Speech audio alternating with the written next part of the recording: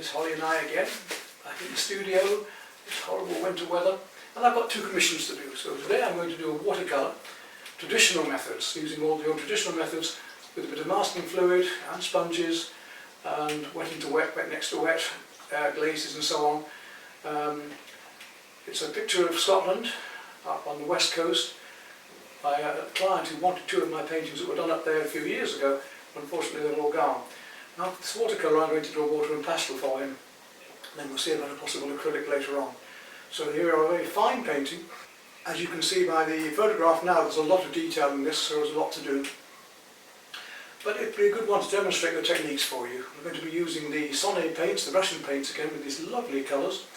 And I'm going to try out as well this masking pen. I do like the Pebeo masking fluids, but this is a pen to do finer marks. We'll see how it works. The usual pens with the fine needles tend to gum up, but I don't know this one. It's a pressure point one, so we'll see if it works or not. Give it a trial, and the ordinary Pebeo blue gum that I like to use. My set of brushes up there. I probably only need a mop and a fine ground.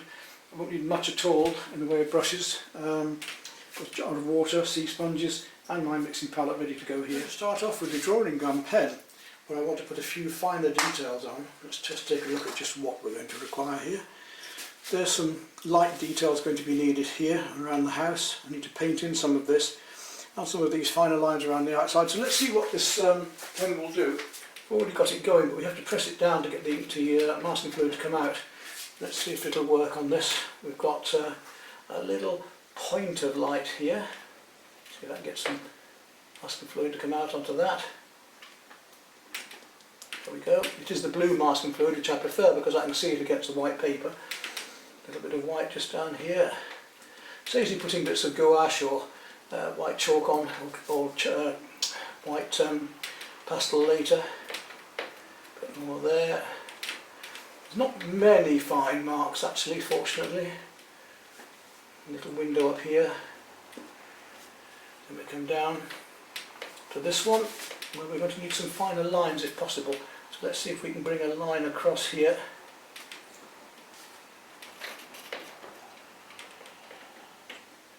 Not easy to drag it, but we'll see. Little dots of across there. Here again, it needs dragging across there. Let's see if it will.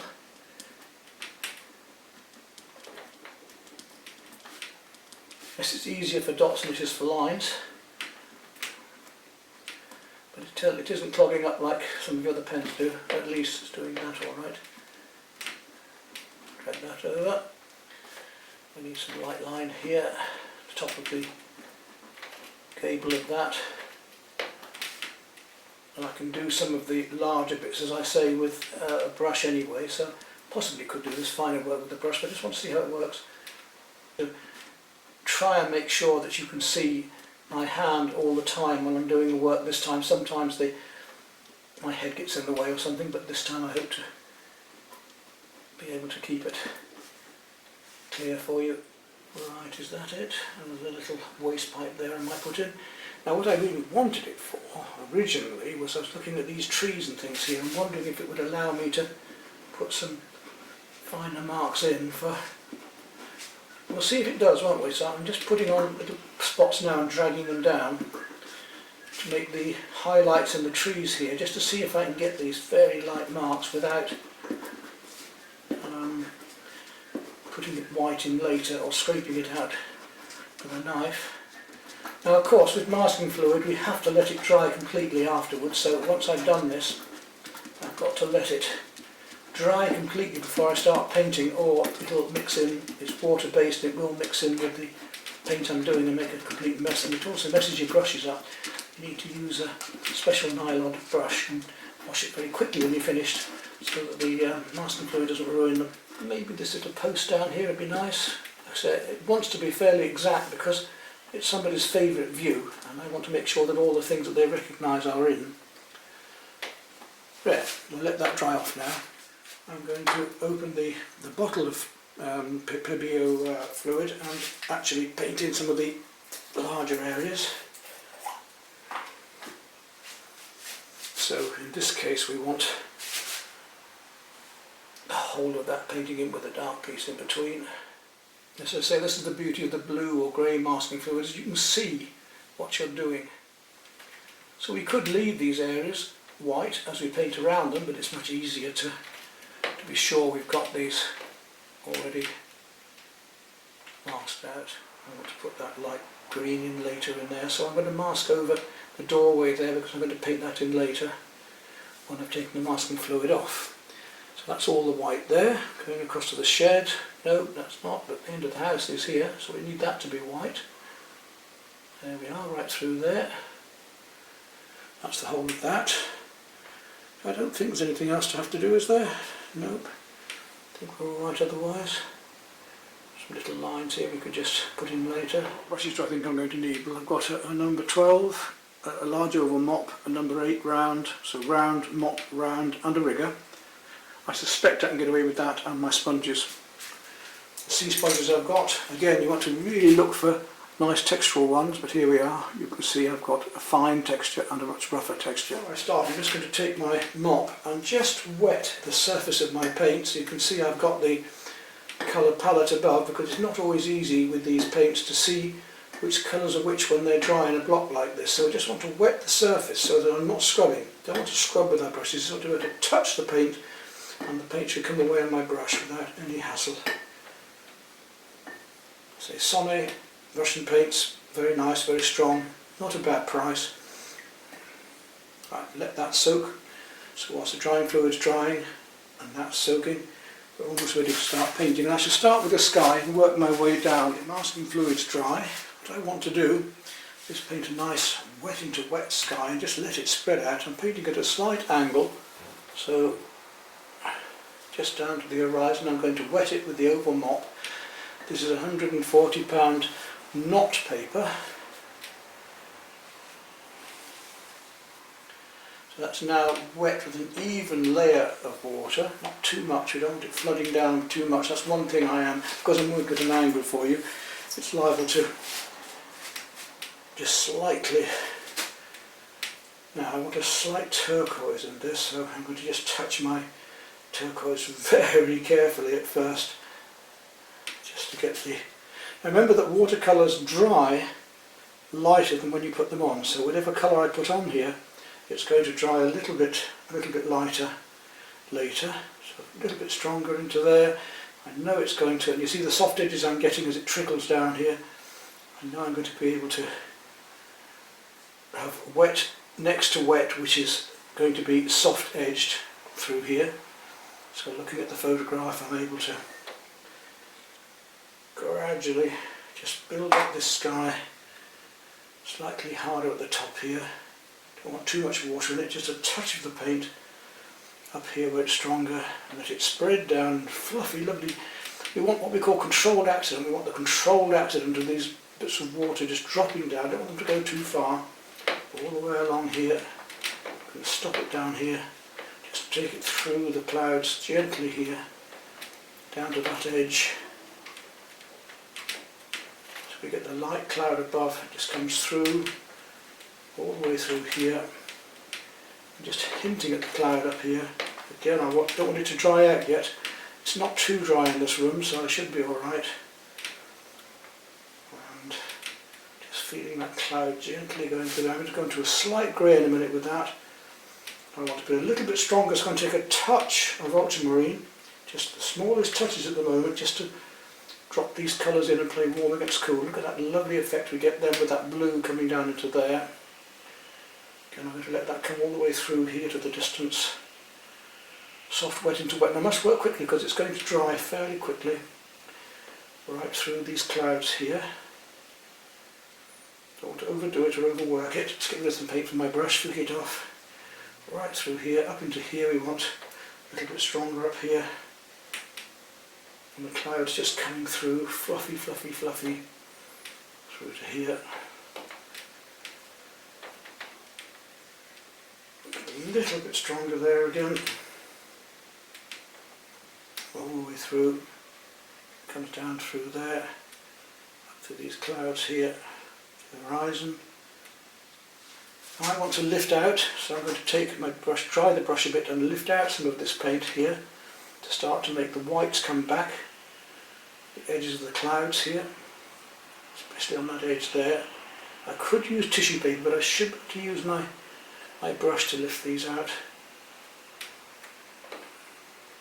Do I want to be a bit stronger there? Maybe I do, because as I was saying, the paint will dry a lot lighter, so I do want to go that little bit stronger, especially around these clouds here.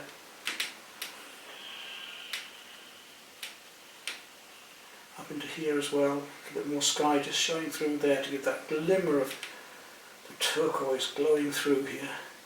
But very, very subtle colours I want. Very subtle shades today. Coming right down through into there. And a bit darker underneath here again. Going through there now, that ultramarine blue again. Want a little touch of it, got to find it here. Take from my palette here, from my paints here into the palette, just to feel the, and then bring that blue into there and let it spread downwards.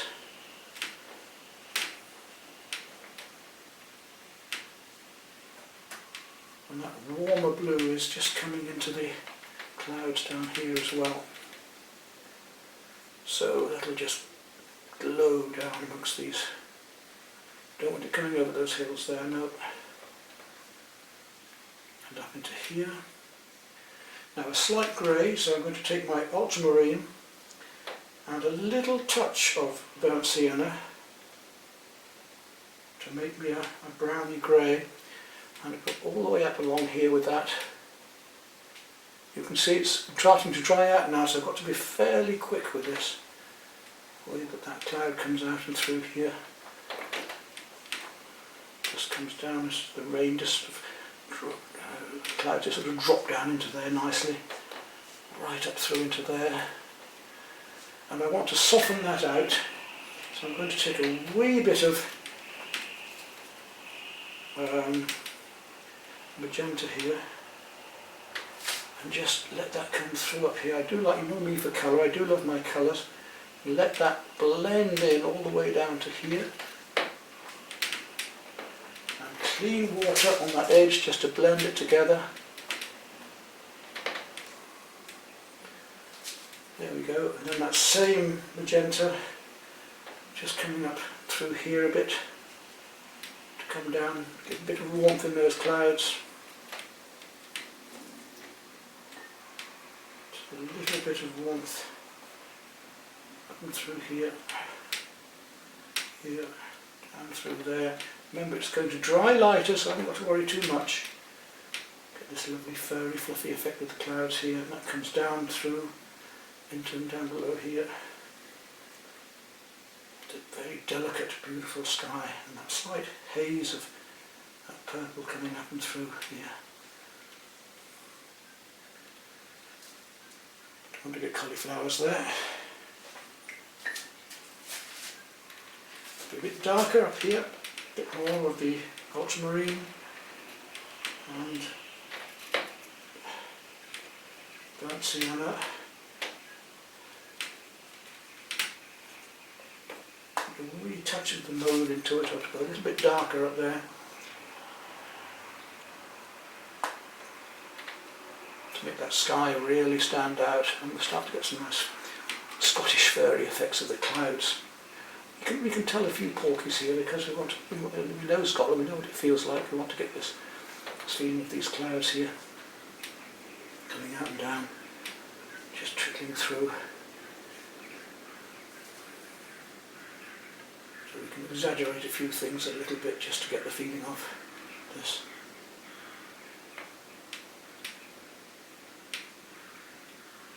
Up through here as well. Down into there.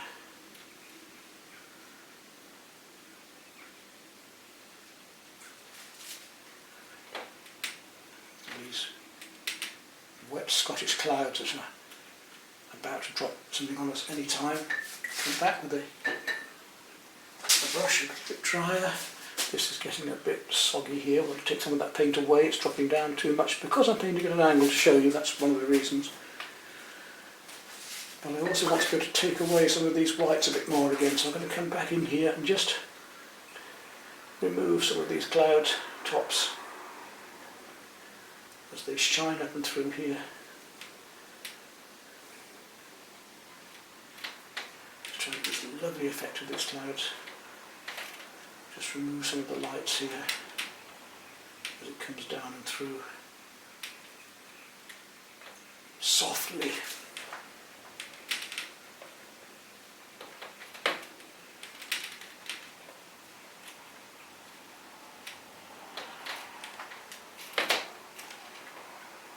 There we go.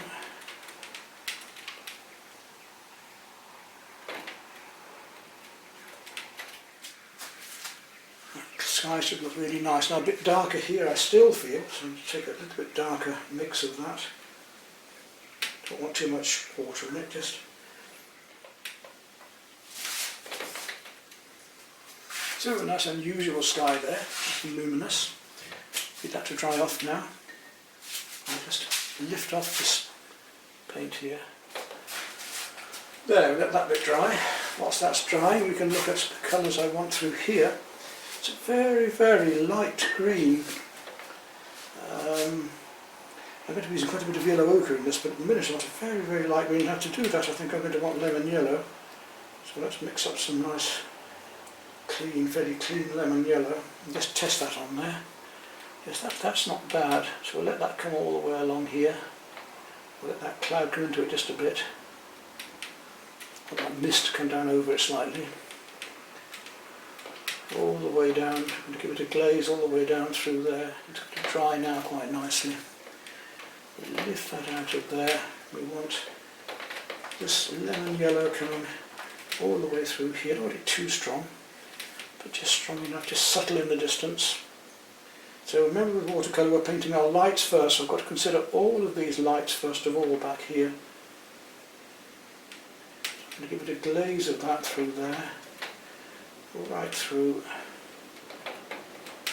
Already to with the skies really, a beautiful effect there, and some of the places I want to be a little bit stronger, so I want the yellow to be a bit stronger coming down here,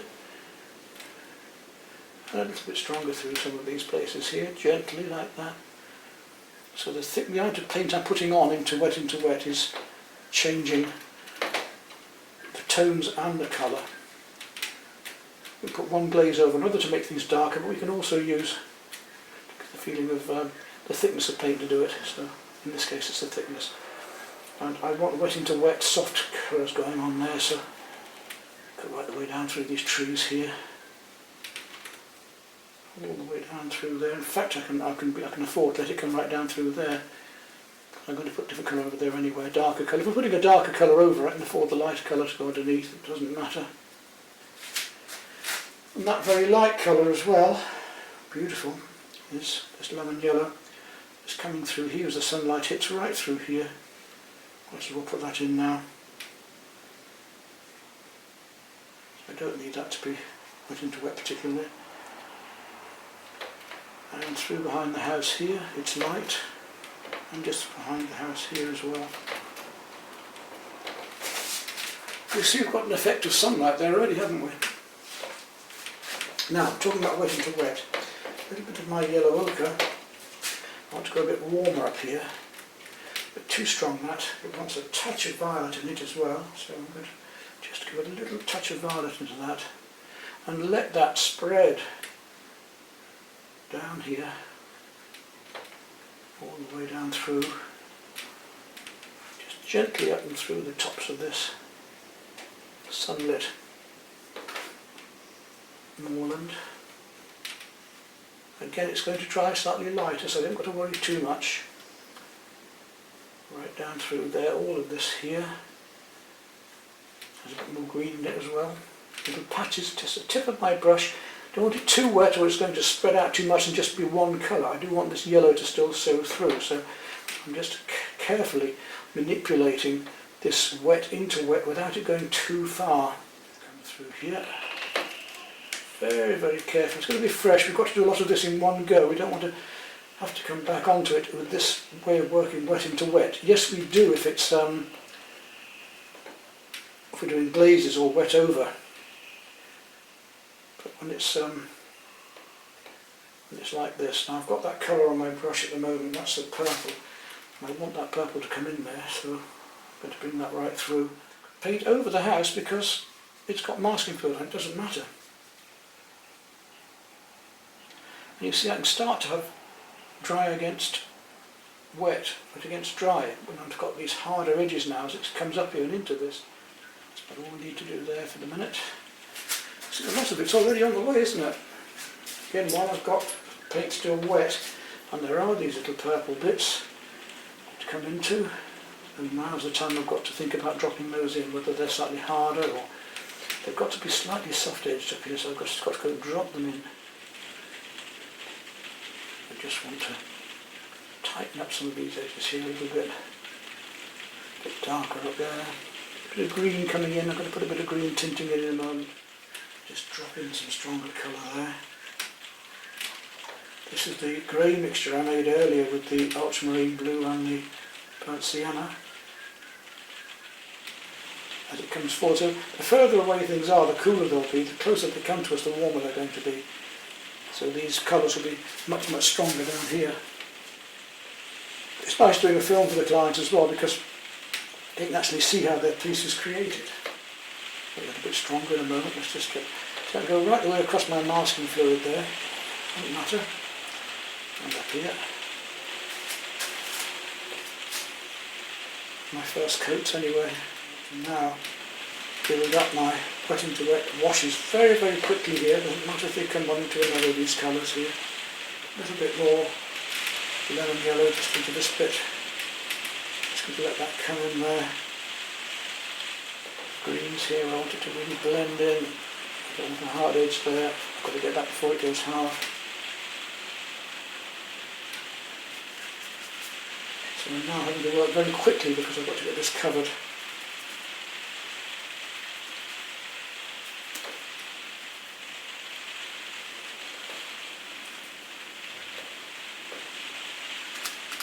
Getting my brush marks be more about the surfaces that I'm painting now. You can see where the marks of the masking fluid are there now. I want some of that lemon yellow down here now. The darker trees and so on I'm going to put on later. Let's just now get in some deeper greens. I'm going to take some ultramarine again and drop into that green with this deeper ultramarine. And ultramarine blue. Let's start to work out some of these bushes behind here, darker areas. So by painting over the dry paint here, I can start to get even darker colours still, leaving those lights behind in between. Something, if you go wrong, it's hard to go back on it, so I've got to try and get all of this right as I go along. You notice I'm just sort of playing between the paint drying and not being... Just letting it dry off a bit at the moment. We've done the sky with turquoise down to ultramarine blue, and I've worked that up and through and wet into wet with a little bit of magenta and a touch of burnt sienna and ultramarine. And then you come down with lemon yellow into the background, gradually getting warmer into that with the ultramarine and the burnt sienna and a little bit of yellow ochre, so I come to the warmer colours here. Then working through from the yellow ochre and the lemon yellow through into sap green and emerald, working on the various greens with burnt sienna and again still using ultramarine, and I want to go a bit darker into these yet too. So I've done almost as much as I want to do on the background, except that I'm now going to go on to the water, which normally I would have done earlier because when the colour's on my brush I use it. You need to reflect what's in the sky, so straight away I'm going to take that lovely turquoise blue and we'll bring that straight down here. It's going to be reflecting some of the yellows as well, so I don't want to put too much of the blue yet. Just want to get wet into wet here, wet next to wet. I don't want hard edges particularly, so let's just get some of this blue on just to start off with, and then back to my lemon yellow again, and we'll drop a thin layer of that in. I'm going to use fairly vertical marks at the moment and let that blue link in with the yellow to make a green. Why I say vertical marks is it gives more of a feeling of reflections. So if we use more vertical marks in our painting, then and then start to use horizontals afterwards. It's usually a case for smooth water that we want, say, fairly vertical marks for smooth water. And then we can bring the horizontals through afterwards to get the effects that we want. So there we are with our base glaze, basic colour coming in through here of the beautiful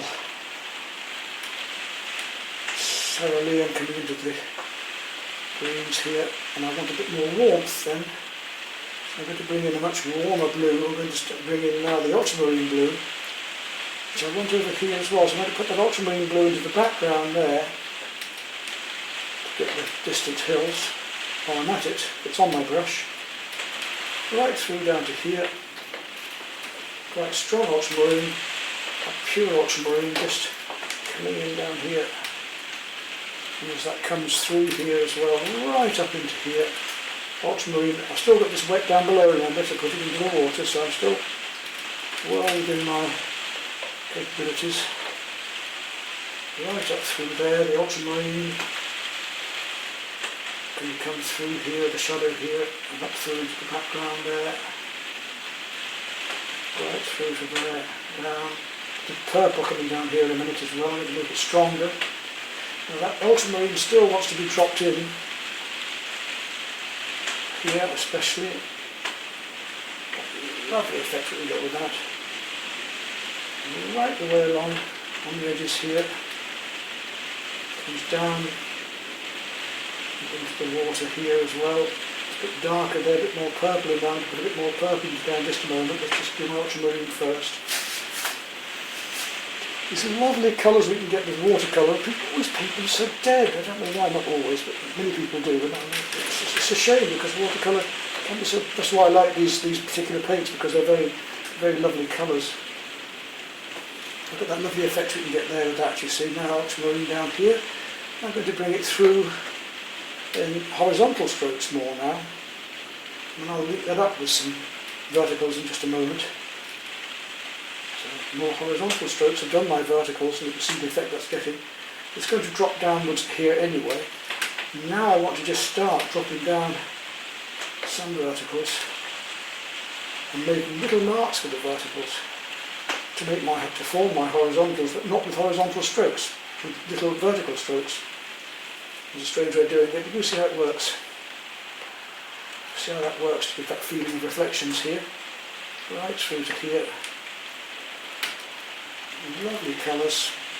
I've used some more warm in there, so I'm going to take that same magenta that I had earlier in the sky, because obviously what's in the sky is going to be reflecting in here as well, isn't it? So we'll bring those horizontal marks through there now, and some verticals as well.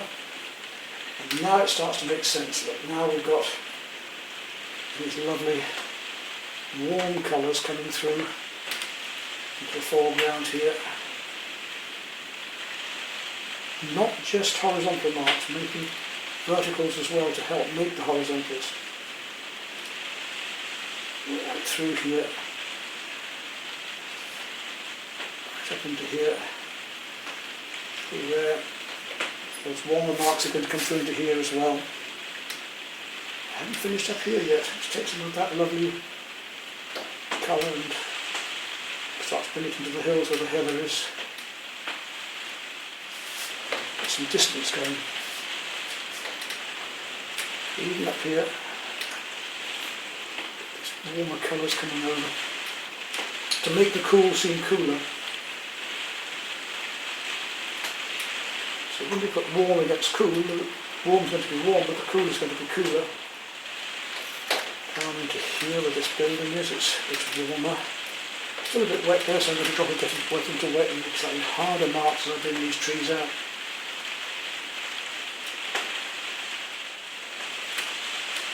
We can let the paint spread downward to give the feeling of reflection as well as these little marks across.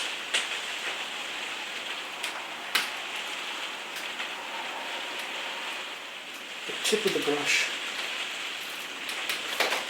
So I don't know how much you've missed of what I've been doing, but I get most of it.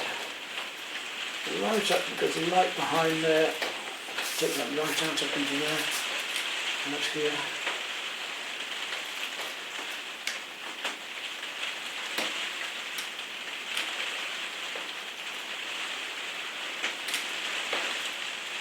And I'm going to do a lot more on these lights and darks, but I'm going to do it with glazes now when this is dry. And as you can hear, it's pouring down now. Hopefully this is dry enough now. I'm going to use a handkerchief to try and rub off the masking fluid. There we go. So it has that fine masking fluid work. Let's see. Yes, it has, look. All we've got to do now is pick up on these details, the darks, and let's see if it's come off clear as well. Yes. So that masking pen is useful, look. Quite fun.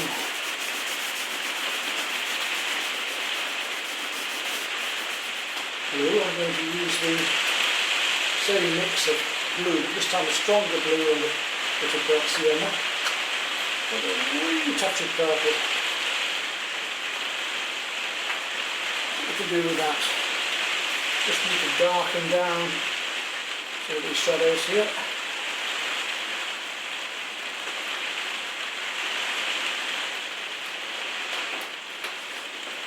Back in there again and we'll darken those up again.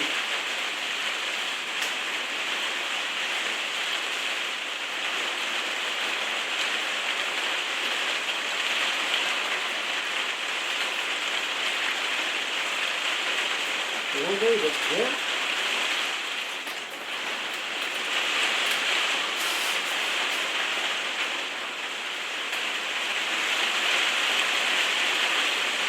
You can start even to paint the branches onto trees like this, look, and really start bringing out these details, the lights against the darks and so on.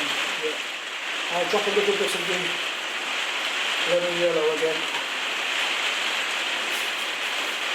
So you see how we can lift out and get back in again.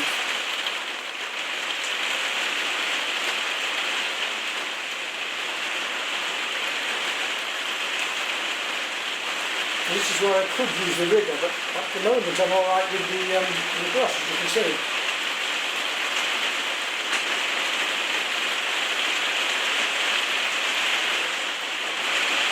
Try and finish off this beautiful scene.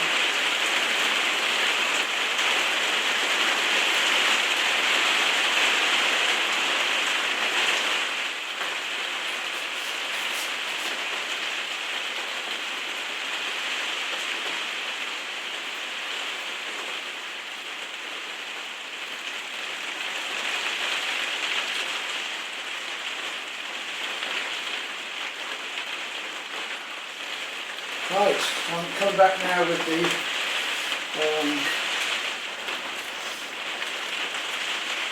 large oval mop a bit, and we'll just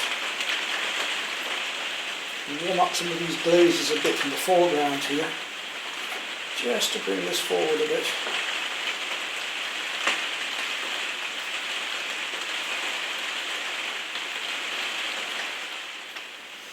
I think this is a little bit too stark. I'm just going to take it down a bit, just with water. Just dull it down a fraction from the white. Just a bit too stark at the moment. Maybe a wee touch of the lemon yellow, just a little bit into there.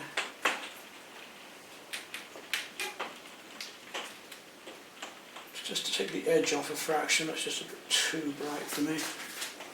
I want to link a bit more, I don't want it too separate. I think for the picture we've got, we're almost there, you know. We don't want to do too much more on that. Don't want to start turning it into something it isn't. Making it just too realistic and losing its power. The delicacy of watercolour at the same time, and the fluidity, the looseness, at the same time as making a painting that's very much about what is here. And the same back here, those whites. Just take some clean water and just soften these whites back here just a little. Just let the surrounding paint come into them so that they're not quite as stark.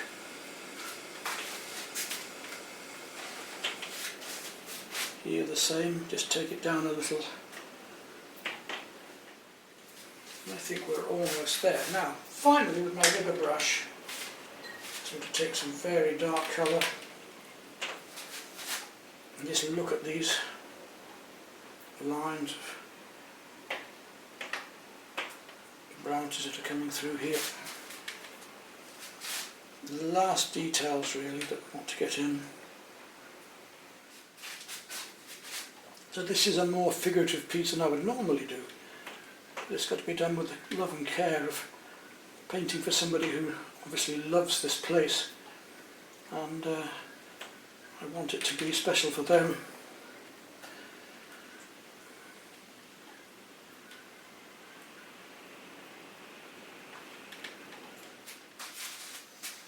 Well, there we are. I think I've captured as much as I can. Might take this down a fraction yet still. It's a little bit bright just there. Just take a wee bit of green just to quieten that down a fraction more.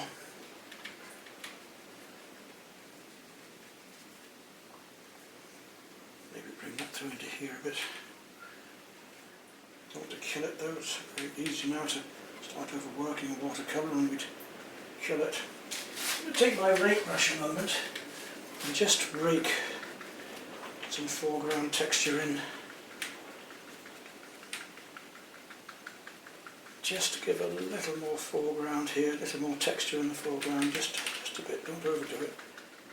So the eye is led in from detail to the softer background. Shan't need a sponge for this. I was going to use a sponge, but I don't think I'm going to, because I can just put a bit of texturing in with this brush. And I know he wanted that door painting a slight green tint. So let's take my little brush and just go back there with a little green. Very subtle green, and just tint it a bit. There we go.